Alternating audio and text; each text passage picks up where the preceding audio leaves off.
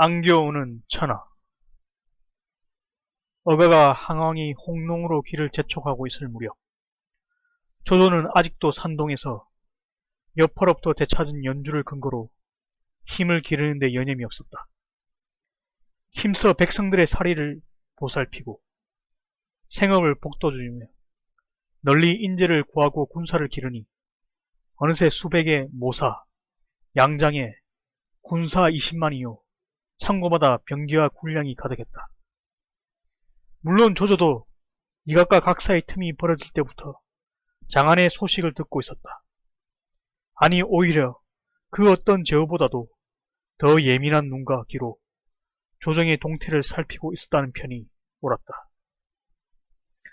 그러나 장안성이 사움터가 되고 천자와 공경들이 각기 이각과 각사에게 잡혀있다는 소식을 듣고서는 조조는 조금도 움직일 기색을 보이지 않았다.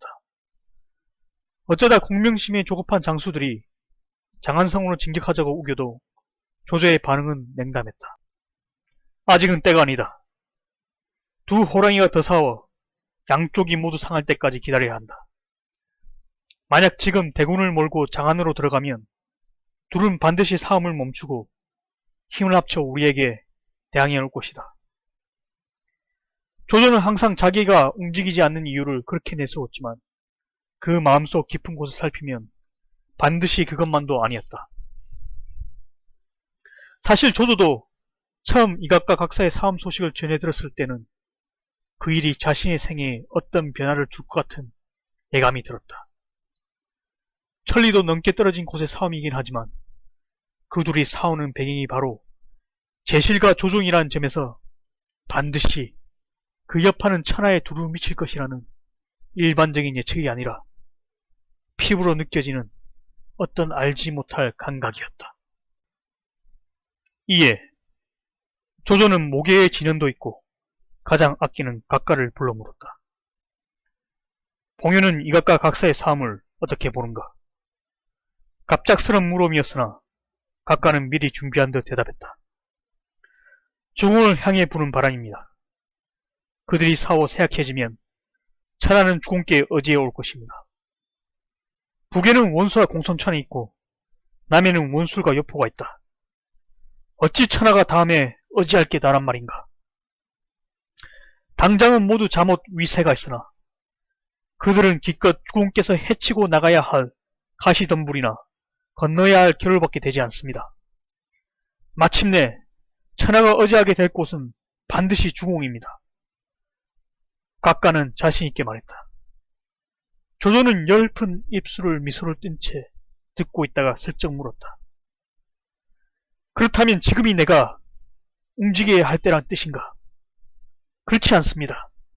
아직은 때가 아닙니다. 그건 또 무슨 말인가? 이각과 각사가 싸움을 시작했다고는 하지만 아직 어느 쪽도 상한 정도는 아닙니다. 더 기다려야 합니다. 만약 지금 주공께서 섣불리 군사를 일으킨다면 둘은 반드시 싸움을 멈추고 힘을 합치게 될 것입니다. 그렇게 되면 천자를 끼고 있는 그들 쪽이 유리합니다. 거기다가 섬서에 가 있는 장제까지 그들에게 가세하면 주공께서는 열의 아홉 어려운 지형에 빠져들고 말 것입니다. 각가는 조조가 헤아리지 못하던 것까지 단숨에 말했다. 그러나 조조의 눈에는 무언가 또 다른 중요한 이유를 숨기고 있는 듯 보였다. 가만히 듣고 있던 조조가 한참 뒤에 나직히 물었다. 이유란 그뿐인가?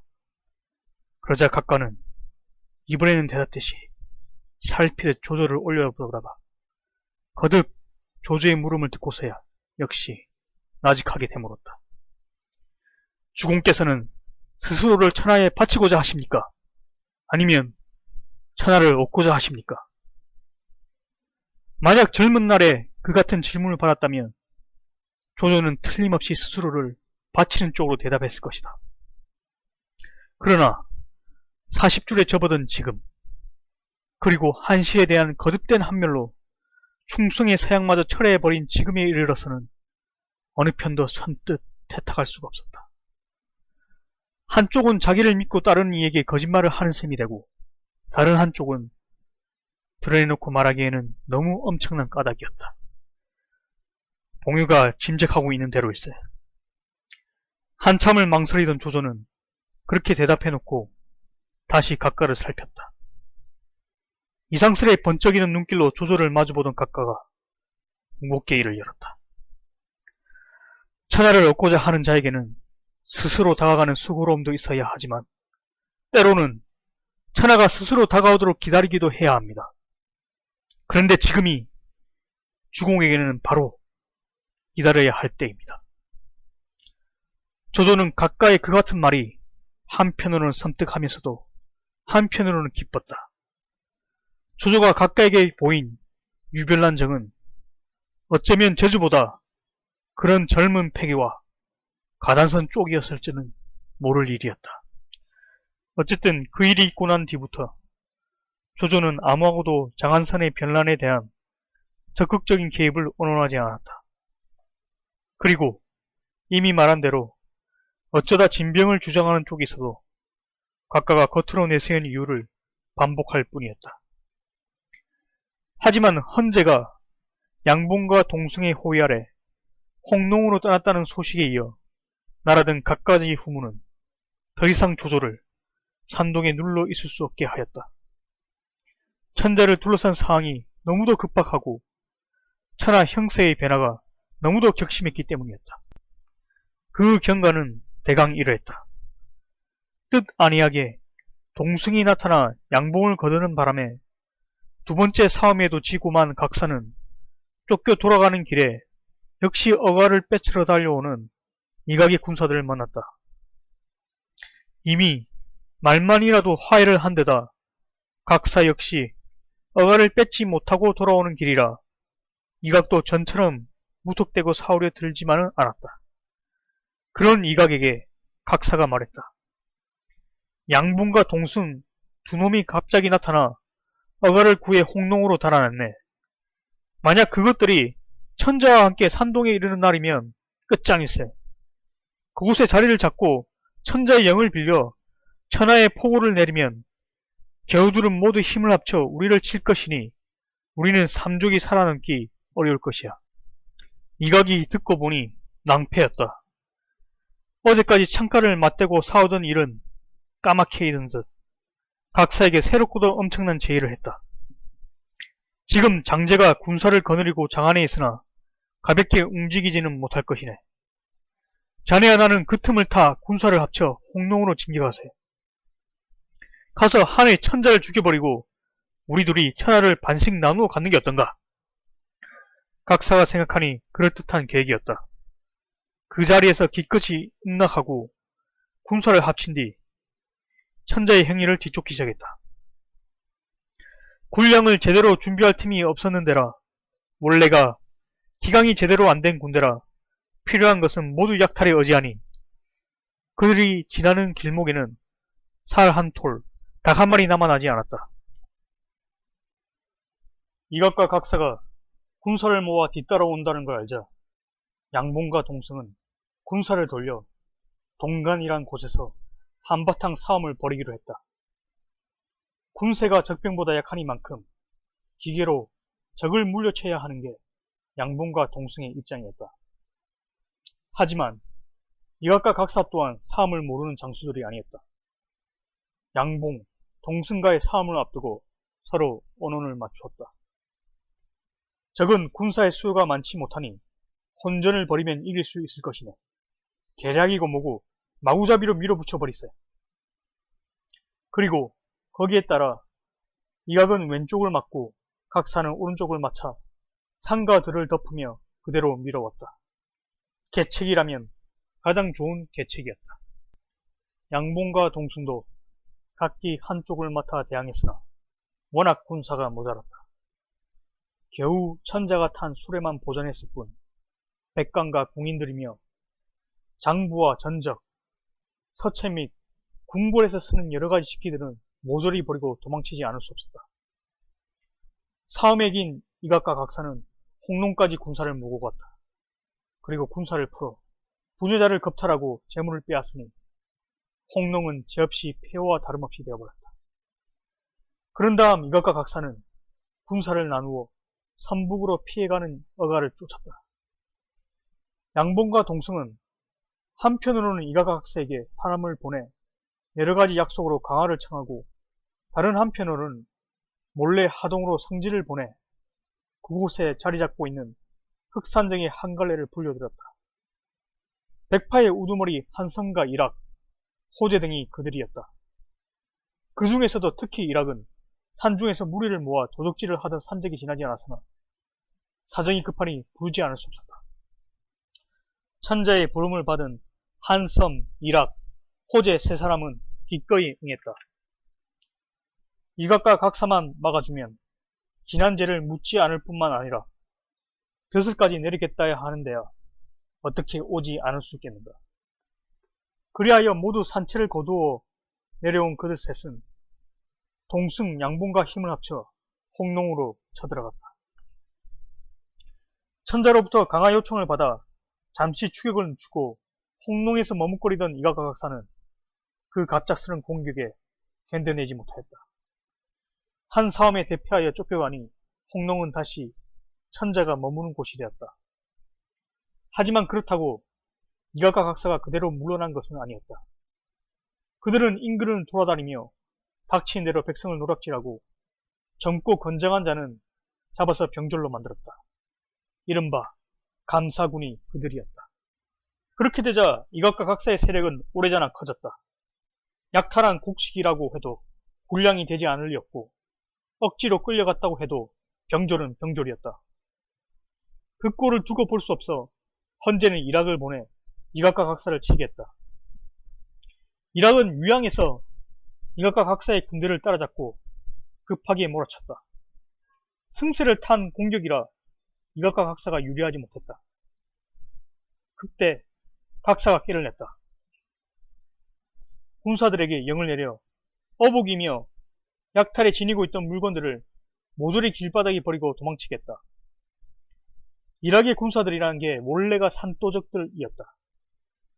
길 위에 질비하게 버려진 어복이며 재물을 보자 서로 다투어가며 죽기에 바빴다. 그렇게 되니 대우가 남아날 리 없고 군령 또한 제대로 전달될 리 없었다. 이때다! 모두 되돌아서서 적을 쳐라! 이락의 군사가 흐트러진 것을 보자 이각과 각사가 그렇게 소리쳤다. 명을 받은 이각의 군사들은 사방에서 되돌아와 재물에 정신이 빠져있던 이락의 군사들을 어지러이 치자 이번에는 이락이 대피했다.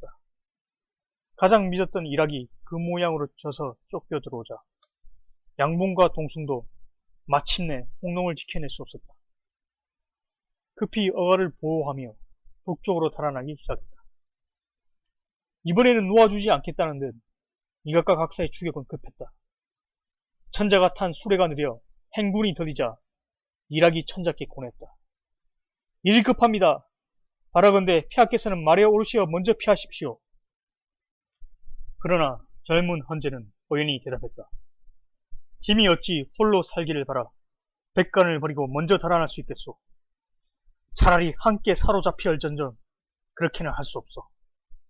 그 말에 따르던 백관들이 한결같이 눈물을 흘렸다. 제가 한번 뒤를 막아보겠습니다. 호재가 그렇게 말하고 칼을 휘두르며 밀려오는 이각과 각사의 군사들에게 마주쳐 나갔으나 소용없었다. 개미떼처럼 밀려오는 난군 가운데 누구의 병장기에 의한 줄도 모르게 목숨만 잃었을 뿐이었다. 폐하, 아무래도 수레를 버리시고 건너게 냈겠습니다. 어서 내리십시오. 일이 급한 걸 보고 양봉이 다시 보냈다. 천자도 이번에는 그 말을 따랐다. 군신이 앞서거니 뒤서거니 하며 한참을 가다 보니 황하가 앞을 가로막았다. 이제는 더 나갈래야 나갈 수도 없게 된 것이었다. 이락의 무리가 어디선지 작은 배 한 척을 찾아와 물을 건너려 했다.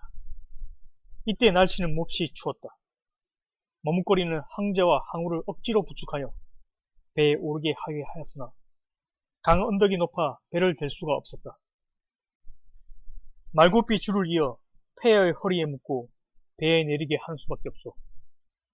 이각과 각사의 추격이 급한 걸 보고 양봉이 항마하여 말했다. 황제의 곁에 있던 사람들 중에 국고인 복덕이 흰 비단 10필을 내놓으며 말고삐 줄을 대신케 하였다. 이 비단은 낭군 중에 얻은 것인데 이걸 쓰면 폐하의 연을 배에 내리게 할 수 있을 것이오. 이에 행군교의 상홍이 천자와 항우를 비단으로 동인 후 여러 신하들이 언덕 위에서 그 한 끗을 잡게 하고 조금씩 배 위로 내려보냈다. 만승의 귀한 몸을 얼어붙은 물에 적시지 않고 무사히 내리기 위함이었다. 뱃머리에는 일학이 칼을 빼들어 섰고 곁에는 찬물을 헤어 배로 건너간 항우의 오르머니 복덕이 내려오는 항우를 받아 앉기 위해 기다리고 있었다. 황제와 항우가 무사히 뱃전으로 내렸으자 그 다음은 중신들의 차례였다. 그러나 배는 작고 탈 사람은 많으니 아무래도 차례가 오지 않게 된 사람들이 가만히 있지는 않았다. 얼음같이 찬물에 뛰어들며 뱃전에 매달리며 태워주기를 애걸했다. 뱃전에 서있던 일학이 칼을 빼어 뱃전에 매달리는 자는 모조리 찍어버렸다. 그리고 군사를 재촉해 황제와 항우를 강 건너로 옮겨놓은 뒤에야 다시 배를 보내 남은 사람들을 실어왔다. 이번에는 일학은 차례가 아닌데 뱃전에 매달리는 자가 있으면 모조리 큰 손가락이나 손목을 사정없이 찍어버렸다. 바람찬 겨울 강가에 때 아닌 곡성이 하늘을 울렸다. 그렇게 강을 건너고 보니 헌제 주위에 남은 것은 겨우 대신 연암은 명뿐이었다. 헌제는 양봉이 어디선가 구해온 소 달구지를 타고 대양에 이르렀다. 황망한 피난길이라 조속 공양인들 제대로 될 리가 없었다. 저녁돌 굶은 채 어느 헌 기앗집에 자리를 정하고 누웠는데 이름 모를 촌늙은이 하나가 조밥을 진상했다. 헌제와 항우는 함께 수저를 들었으나 그 거친 밥이 제대로 목구멍을 넘어가 주진 않았다. 이튿날이었다. 그렇다고 달리 어지할 만한 데도 없는 황제는 일학을 정북장군, 한섬을 종동장군으로 삼아 격려한 뒤 다시 수레를 움직이게 했다. 그런데 얼마 가지 않아 두 대신이 찾아와 수레 앞에 엎드리며 통곡을 했다. 보니 태의 양포와 태복 한융이었다. 모두 지난날 손발같이 부리던 측근들이라 그들을 만난 황제와 항우는 함께 눈물을 지었다. 한동안 눈물로 다시 만난 반가움을 대시한 뒤 한융이 말했다. 이각과 각사 두 도적이 신의 말은 제법 믿는 편입니다. 신이 목숨을 걸고 저들을 달래 군사를 물리게 하겠사오니 폐하께서는 부디 옥체나 잘 지켜주시길 바랍니다. 한융이 그렇게 말하고 떠난 뒤 일학은 황제께 청해 양봉의 영치 안에 잠시 머물도록 했다. 그때 양표가 다시 진화했다. 신이 생각하건대 가까운 안읍은 비록 작고 궁벽하나 양봉의 영치 안보다는 진식이 나을 듯합니다. 그곳으로 옮기시는 게 어떻겠습니까? 경의 뜻대로 하라. 그의 계책을 따라 이각과 각사를 이간시켰다가 오히려 이 같은 어려움에 떨어졌으나 양표를 믿는 천자는 두말 없이 하락했다. 그들은 모두 폐하를 위해 시석을 무릅쓰고 사온 자들이니 마땅히 높은 볏을 내려 위로하셔야 합니다. 강도며 백정, 무당, 두졸따에게 교위나 어사벼슬을 내려달라는 요구였다. 평시 같으면 그들이 감히 우러라 볼 수 없는 간작들이었지만 황제는 또한 따르지 않을 수 없었다. 그러나 항망이 쫓기는 길이라 옥새를 갖추지 못했다. 급히 파괴하였지만 그나마도 제대로 되지 않았다. 송곳으로 그리다시피 한 나무 토막을 옥새라고 찍게 되니 도무지 황제의 채통이 서지 않았다. 한편 이각과 각사를 찾아간 태복 한융은 갖은 말로 그들을 달랬다. 이각과 각사도 황제가 이미 하하를 건넜을 뿐만 아니라 따르는 무리 또한 적지 않다는 한융의 말에 조속히 도모할 수 없다고 얘기했다. 거기다가 여러가지 좋은 조건을 내걸며 군사를 물리라 하니 못 이긴 채 따르기로 하고 먼저 잡아두고 있었던 백관과 궁인부터 돌려보냈다. 하지만 황제의 어려움은 거기서도 끝나지 않았다. 그 해는 몹시 흉년이었다. 백성들은 모두 나무껍질과 풀뿌리로 목숨을 이어가니 굶고 부항들어 죽은 시체가 들판을 덮었다. 다행히 한해태수 장량이 고기와 살을 보내오고 하동태수 왕업이 비단과 배를 보내 천자는 차차 지내기가 나아졌다. 동승은 양봉과 언론하여 사람을 보내 낙양의 궁궐을 수리하게 하는 한편 어가를 그리로 모시려 했다. 일하기 곰곰 생각해보니 낙양에 돌아가봤자 자기에게 별로 이득이 있을 것 같지 않았다. 근본이 떳떳지 못한 데라 그동안 해놓은 짓이 있어 마음 내키지 않았던 것이다. 일하기 이런저런 핑계로 낙양에 돌아가지 않으려 하자 동승이 좋은 말로 달랬다. 낙양은 원래가 천자의 도읍이었던 땅이요. 이 안읍은 땅이 좁고 물산도 넉넉하지 못한데 어찌 오래도록 어가를 머무르게 할 수 있겠소. 이제 어가를 모시고 낙양으로 돌아가는 게 이치에 맞는 일이오. 그러나 일학은 벌컥 성까지내었다. 정 그렇다면 그대들이나 어가를 모시고 낙양으로 돌아가시오. 나는 여기 있겠소. 딴에는 그렇게 하면 차마 돌아가지 못하리라 이겼다. 어가를 호위하는 군사들이란 게 태반이 일학의 졸개들이라 동승과 양봉이 아무리 급하다고 해도 몇 안 되는 자기 군사들을 믿고 어가를 움직이지 않으리라고 생각했기 때문이었다. 하지만 동승과 양봉은 끝내 어가를 낙양으로 되돌리게 했다. 아무리 어렵더라도 도로만 가면 관동의 제후들 가운데 하나를 불러들일 작정이었다. 생각과는 달리 어가가 기어이 낙양으로 떠나자 일학은 마음을 달리 먹었다. 가만히 사람을 이각과 각사에게 보내어 함께 천자를 사로잡자고 제안했다. 자기 군사만으로는 동승과 양봉의 수하를 이겨내지 못할 것 같아 이각의 무리와 손을 잡은 것이었다. 동승과 양봉은 일학의 그 같은 계획을 알자 밤낮을 쉬지 않고 길을 재촉하는 한편 천자의 어가를 행렬의 맨 앞에 세워 기간을 넘게 했다. 그 소식을 들은 일학은 마음이 급했다. 이각과 각사의 군사가 오기를 기다리지 못하고 스스로 졸개들을 이끌고 길을 쫓기 시작했다.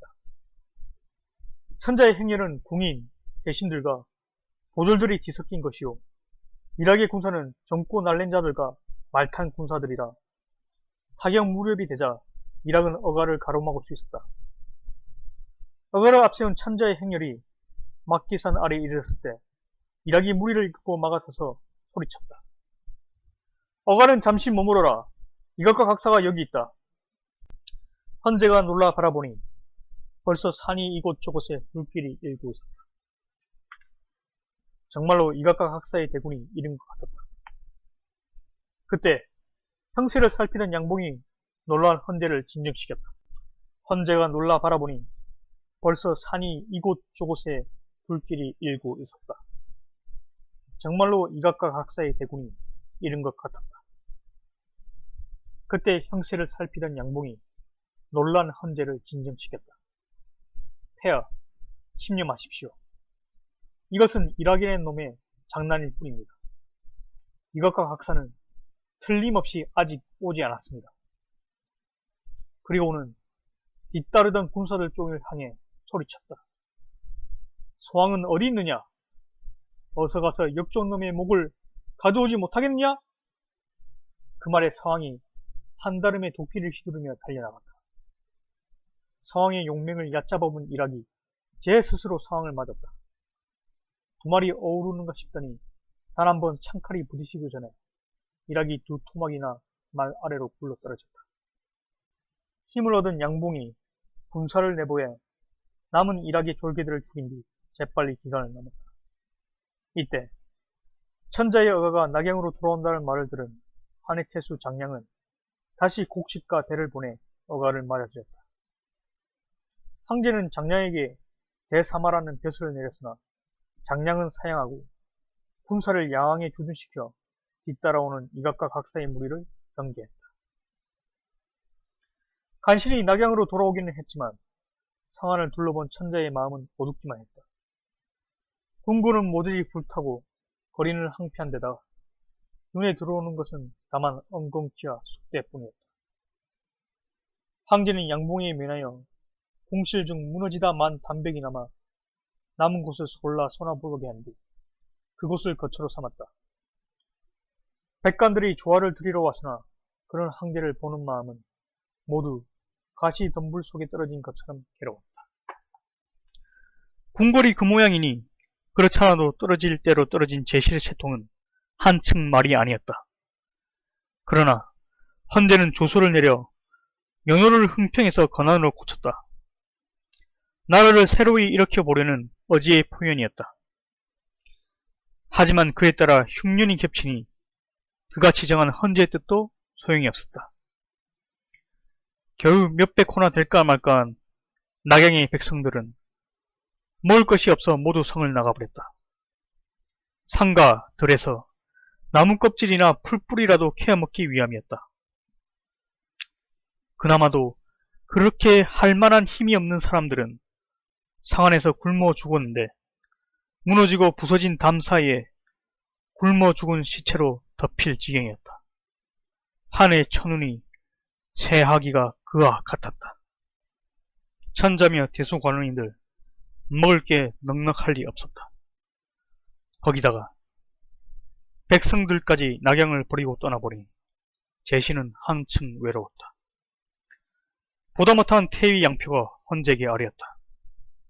전에 폐하께서 조소를 내리셨으나 이각과 학사의 난리를 겪는 통에 띄우지 못한 게 있습니다. 다름이 아니라 산동에 있는 조조를 불러들이는 일입니다. 그의 군사는 강하고 장수들은 용맹스러우니 그를 조정으로 불려들어 제시를 보필게 하십시오. 짐이 이미 조소를 내렸거늘 새삼 물을 게 무엇이요. 빨리 사람을 뽑아 조소를 조조에게 전하게 하시오. 그 같은 헌제의 윤허를 얻자 양표는 그날로 사람을 뽑아 산동으로 보냈다. 그 무렵 조조는 사방에 풀어놓은 염탐꾼들을 통해 그 같은 낙양의 사정을 소상히 듣고 있었다. 곧 천자의 부름이 있으리라는 것까지는 몰랐으나 천자가 아무런 보호도 없이 텅 빈 낙양에서 공공한 나라를 보내고 있다는 말을 듣자 이제 때가 왔다고 생각했다. 그러나 각가의 생각은 달랐다. 아직 좀 더 기다리십시오. 곧 천자의 부름이 있을 것입니다. 낙양으로 군사를 이끌고 가서 외로운 천자를 옹이하는 게 어떨까라는 조조의 물음에 각가는 여전히 무겁게 고개를 가로지으며 그렇게 대답했다. 약간 다급해진 조조가 다시 물었다. 제실이 공공하다고 해서 반드시 이 날을 부르리라는 보장은 없지 않은가? 지금 주공과 힘을 겨룰 만한 자는 덜어 있으나 조정이 알고 있는 것은 주공뿐입니다. 지난번에 번거로움을 무릅쓰고 산동평정에 포유문을 올린 것은 그 때문이 아니었습니까? 그렇지만 조정이 나를 부르기 전에 원술이나 공손창 같은 무리가 먼저 입경하여 천자를 끼고 돌게 되면 어떻게 하겠는가? 조조가 굳이 원수를 들먹이지 않은 것은 아직 그와 동맹관계에 있기 때문이었다. 그러나 마음속으로 가장 두려운 것은 원수였다. 공손차는 입경하려면 반드시 원수를 지나야 하고 원수는 속이 좁은 데다 성미까지 급해 구태여 천자를 끼고 뭘 해보려고 들지는 않을 것이기 때문이었다. 각가가 그런 조조의 마음속을 읽은 듯 대답했다. 원술, 공손찬 따위는 물론 원소도 그럴 만한 안목은 없을 것입니다. 원술, 공손창은 그렇다 쳐도 본초까지야. 그렇지 않습니다. 원소는 가단상이 없고 지나치게 헤아리는 결점이 있습니다. 어쩌면 그도 천하를 호령하는 데는 천자를 끼는 것이 가장 지름길이 된다는 걸 알고 있을 것입니다. 그러나 또한 지금까지 천자를 끼고 있던 자는 제후들의 공적이 되어 시달리다가 마침내는 패망하는 꼴도 여러 번 보아왔습니다. 원소는 반드시 그 두 가지 이롭고 해로운 점을 함께 헤아릴 것입니다. 소심한 그가 택하는 것은 열의 아홉, 큰 이로움을 취하는 것보다 큰 해로움을 피하는 쪽일 것입니다. 그 같은 각가의 말은 마디마디 조리와 근거가 있었다. 그러나 이미 불같은 야심과 열정에 몸이 달기 시작한 조조로서는 모두 받아들일 느긋함이 없었다. 각가가 나가자마자 이번에는 순욱을 불러들였다. 들으니 방금 성상께서는 이각과 각사의 수종을 벗어나 낙양이 돌아와 계시다 하오. 그러나 낙양성은 흉년으로 텅 비고 폐하는 호위하는 것도 동승양봉의 수와 몇 백이 지나지 않으니 거의 버려져 있음이나 다름없소. 문약은 이제 우리가 어떻게 하면 좋을 것 같소? 조조의 그 같은 물음에 순욱은 기다리고 있었다는 듯 대답했다. 지난날 진해 문공은 주의 양왕을 모심으로써 여러 제후들이 복종하였고 한고조께서도 어제를 위해 발상을 함으로써 천하의 인심을 거둬들였습니다. 지금 어가가 어려운 피난길에 있을 때 장군께서 앞장서 창의의 군사를 일으켜 천자를 받드신다면 무사람의 기대를 모아 큰일을 이루실 수 있습니다. 만약 일찍 이 일을 깨하시지 않고 머뭇거리시다가 다른 사람이 나서게 될까 두렵습니다. 그 말에 조조는 매우 기뻤다. 순욱의 뜻이 자신과 같을 뿐만 아니라 언제부터인가 속으로 은근히 불안하게 생각하던 순욱의 마음속을 일부나마 확인한 것 같은 느낌 때문이었다.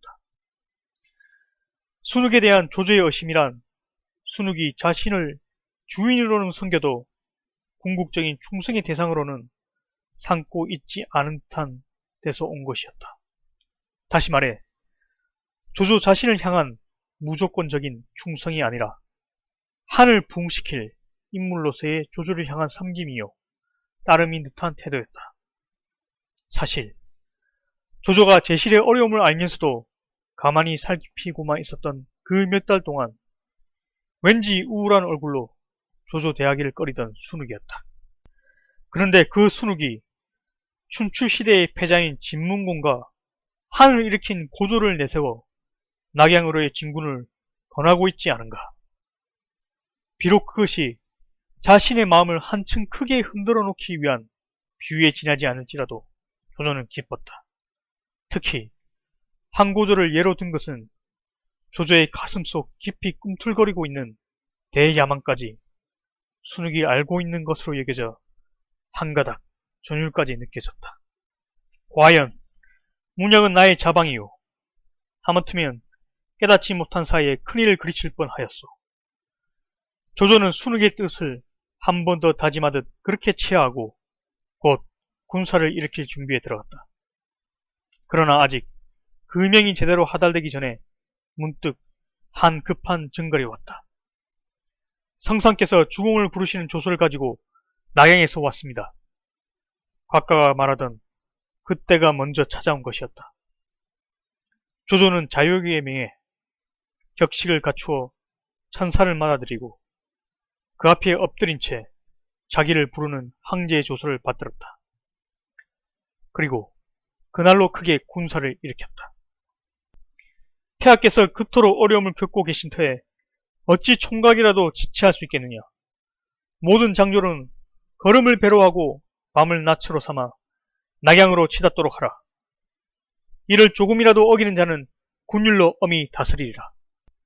낙양성에 있는 황제의 어려움을 들을 때는 눈물까지 흘리고 다시 출발의 즈음에서는 진두에서 칼을 빼어든 채 그런 추상 같은 영을 내리던 조조에게서 그 누구도 사심을 찾아볼 수 없었다. 그러나 조조를 감격시키고 조급하게 한 것은 사직의 위태로움이나 천자의 어려움이 아니라 스스로 안겨오고 있는 듯 느껴지는 천하였다. 이때 헌제는 또 새로운 어려움을 맞고 있었다. 몇 안되는 군사의 호위 아래 백성들이 없어 무너진 채 풀이조차 못한 성곽의 어지에 불안한 날을 보내고 있는데 갑자기 급한 보고가 들어왔다. 이것과 각사가 군사를 이끌고 낙양으로 지쳐오고 있다고 합니다. 놀란 헌제는 급히 사람들을 물러 모은 뒤 양봉이에게 물었다. 산동으로 간 사자는 아직 돌아오고 있지 않은 이 마당에 이것과 각사의 군사가 이곳으로 쳐들어온다 하니 어찌하면 좋겠소? 양봉이 곁에 있던 한섬과 아울러 대답하였다. 저희들이 그 두 유역작과 죽기를 사와 폐하를 지키고자 합니다. 허락하여 주옵소서. 둘 다 장하고 가리켰지만 특히 놀라운 것은 한섬이었다.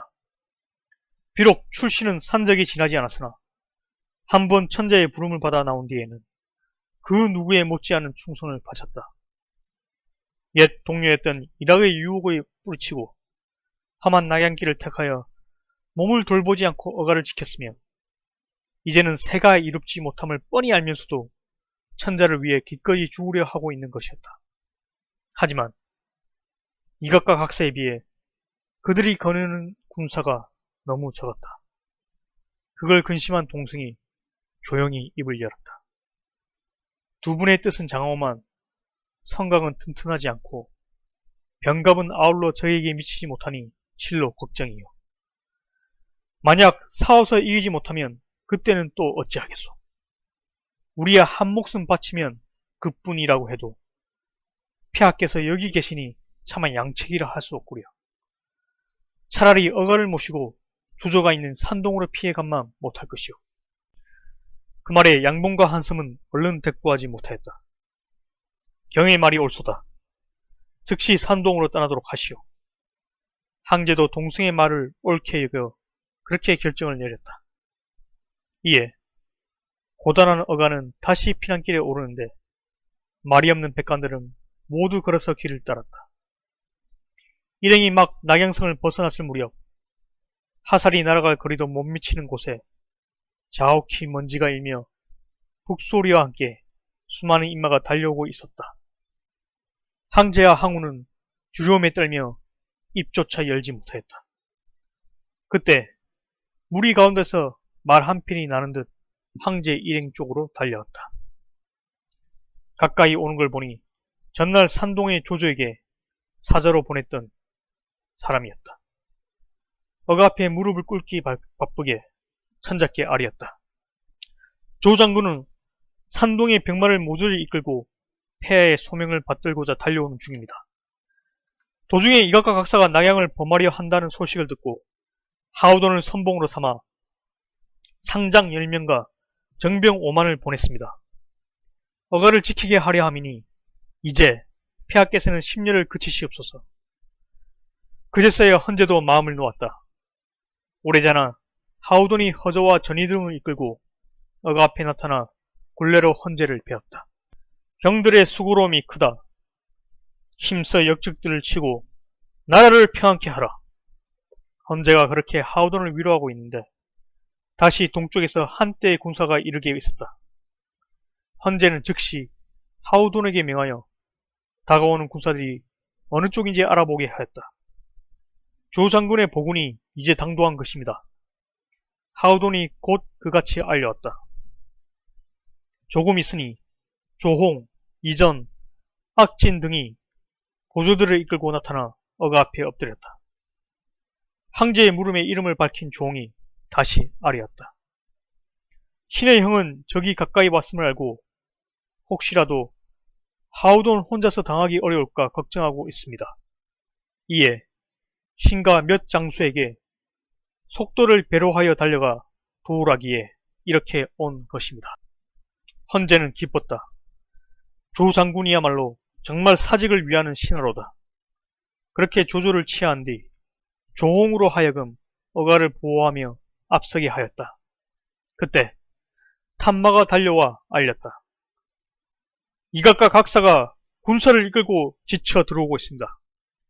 그러자 헌제는 두려움 없이 명을 내렸다. 하우돈과 조홍 두 장군은 각기 길을 나누어 두 역적을 치도록 하라. 명을 받은 하우돈과 조홍은 곧 군사를 둘로 나누어 이각과 각사를 맞으러 나갔다. 각기 양날개를 이루며 마군을 앞세우고 보군으로 뒤를 받치게 한 뒤 일제히 공격했다. 원래 산동의 정병만 뽑아 선봉으로 삼대다 조조 마카의 맹장들이 앞장서서 들이치니 헌제 일행을 잔뜩 얕보고 쫓기에만 급급하던 이각과 각사가 당해낼 리 없었다. 한 섬에 크게 져 목없는 시체만 마녀구 나 남겨놓고 달아나고 말았다.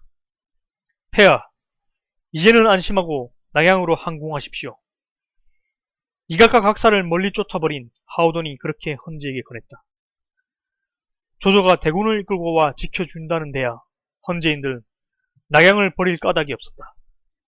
곧 어가를 돌려 낙양으로 돌아가 무너지다 남은 옛 궁궐에 자리를 잡았다. 하우돈과 조홍은 성밖의 군세를 머물게 하여 다시 올지도 모르는 이것과 각세에 대비하였다. 조조는 그 다음 날에야 대군을 이끌고 나양에 이르렀다. 먼저 성밖에다가 영치를 세우고 군사들을 자리 잡게 한 뒤에야 성 안으로 들어가 천자를 베었다. 조조가 정계 아래 엎드리자 황제는 평신을 허락하고 좋은 말로 노고를 치하였다. 조조가 입을 열어 그런 헌제를 더욱 기쁘게 하였다. 신은 일찍부터 나라에 큰 은혜를 입어 항시 보답하고자 하는 마음을 새겨두고 있었습니다. 이제 이각과 각사 두 역적의 제가 땅을 덮고 하늘에 닿을 만하니 신은 그동안 기른 날쌘 군사 20만을 들어 두 역적을 치고자 합니다. 이는 순으로 역을 치는 것인즉 어찌 이기지 못하겠습니까? 폐하께서는 다만 용체를 보증하심으로써 사직의 크고 무거움을 잊지 마옵소서. 이에 헌제는 조조를 영사의 교의, 가절올 녹상서가로 삼았다. 어제까지 명목분이 외직에 있던 조조가 하루아침에 조정의 대신으로 들어앉게 된 것이었다. 한편 이것과 각사는 한 싸움을 크게 지고 난 뒤에야 산동의 조조가 온 줄 알았다. 그러나 한때 나라의 대권을 쥐고 흔들던 그들의 기억에는 조조는 그리 대단한 인물로 보이지 않았다. 첫 싸움에 진 것은 다만 뜻밖의 공격을 받은 탓이라 산정하고 둘이 모여 다시 싸울 언언을 했다.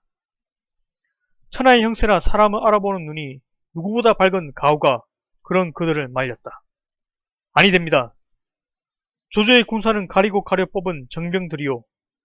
장수들은 하나같이 날르고 용맹스럽습니다.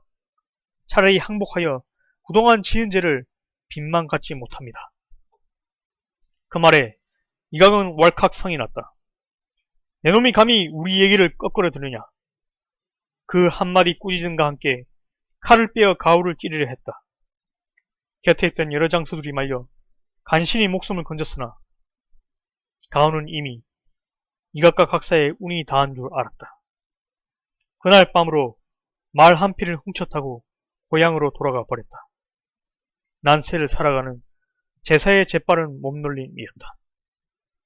이각은 다음 날로 군사를 몰아 조조와 부딪혔다. 조조는 먼저 허저, 전이, 조인 세 장수에게 300철기를 주어 이각의 진중으로 뛰어들게 하였다. 잘 조련된 300의 철기가 번같은 세 장수를 앞세우고 짓밟아 들어가니 이각의 보군이 당해내지 못했다. 세 차례나 무인지경 가듯 진중을 휩쓴 뒤 둥글게 진세를 갖추는 300철기를 보다 못해 이각은 이섬, 이별, 두 조카를 불렀다. 너희들은 마군을 수습해 저것들을 쫓아버려라. 그 같은 아제비의 명을 받은 이섬과 이별은 곧 자기 편 마군을 이끌고 조조의 300철기를 향해 달려갔다. 그러나 미처 무엇라고 입을 열기도 전에 허저가 나는 듯 말 달려 두 사람은 맞았다. 이섬이 먼저 허저와 부딪혔으나 적수가 되지 못했다. 한 칼에 목을 잃고 말 아래로 굴러 떨어졌다. 이섬이 처참한 시체로 변하는 걸 본 이별은 몹시 놀라였다. 정신이 아득하고 눈앞이 캄캄해지면서 제풀의 말에서 굴러 떨어졌다. 뒤따라온 허저는 그런 이별의 목마저 잘라 안장에 걸었다. 허저가 한 번 나가 두 적장의 목을 얻어자 조조가 그의 등을 쓸어주면서 칭찬하였다. 그대는 실로 나의 번캐요. 번캐는 유방을 도와 항을 세우는데 공을 세운 맹장이니 은연중에 자신의 포부를 드러낸 말이기도 하였다. 이에 조조는 기세가 꺾인 이각군에 대한 총 공격을 매했다. 하우도는 왼쪽에서, 조홍은 오른쪽에서 나가게 하고 자신은 중군을 이끌고 밀어가는데 북소리 한 번에 3군이 한꺼번에 움직였다.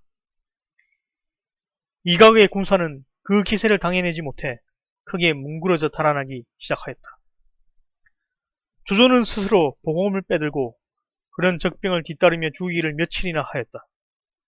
그렇게 되니 적의 시체는 들판을 덮고 항복한 자는 그 수를 헤아릴 수 없었다. 이각이 그 모양으로 쫓겨오자 각서도 감히 조조에게 대항해 볼 엄두가 나지 않았다. 둘은 한 덩이가 되어 서쪽으로 돌아가는데 그 추레하고 겁먹은 꼴이 마치 상갓집 개와 같았다. 간신히 조조의 추격은 면했으나 달리 갈만한 곳이 없음을 잘 아는 그들은 남은 졸개들을 이끌고 산중으로 숨고 말았다. 이각과 각사를 멀리 쫓고 돌아온 조조는 나경성 밖에 군사를 주둔시키고 자신만 입고라여 헌제를 베었다. 그토록 자신을 괴롭히던 이각과 각사가 대패하여 멀리 쫓겨갔다는 말을 들은 헌제는 기뻤다. 그때부터 한층 조조를 믿고 의지하니 조종의 대권은 절로 조조의 손안으로 들어갔다.